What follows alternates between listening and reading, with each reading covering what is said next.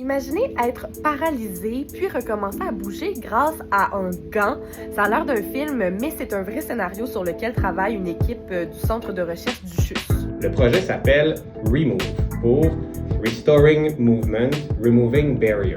Dans les cas de paralysie, dans la majorité des cas, les muscles y fonctionnent et les nerfs fonctionnent. Le problème, c'est que le message qui part du cerveau ne se rend plus aux muscles, aux nerfs. On a obtenu un gros financement du fédéral de 24 millions de dollars qui va nous permettre d'essayer de régler ce problème-là. Le premier exemple auquel on va s'attaquer, c'est quelqu'un qui a eu un AVC et qui a une jambe paralysée. Donc l'idée, je vais me mettre debout, c'est de dire l'utilisateur a le gant. Le gant contrôle en temps réel un stimulateur qui est implanté sous la peau et qui a une électrode qui s'en va jusque dans le dos pour activer la moelle épinière. Et quand la personne plie le doigt, ça fait plier la hanche. Quand la personne plie l'autre doigt, ça fait plier le genou.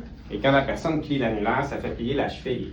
Et donc, pour contrôler la jambe, la personne peut faire une pièce de piano, bouger le gant et ainsi téléguider sa jambe. J'ai des images d'électrodes que je pourrais vous montrer.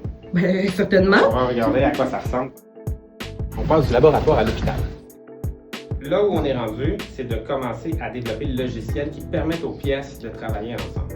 Notre objectif, c'est que d'ici 2 ans, on fait une première démonstration chez un humain. Donc ça ici, c'est un exemple, ça c'est une vieille électrode qu'on a utilisée, mais vous voyez ici, là, chaque petit point, c'est des contacts électriques qui peuvent envoyer de l'électricité sur la moelle épinière.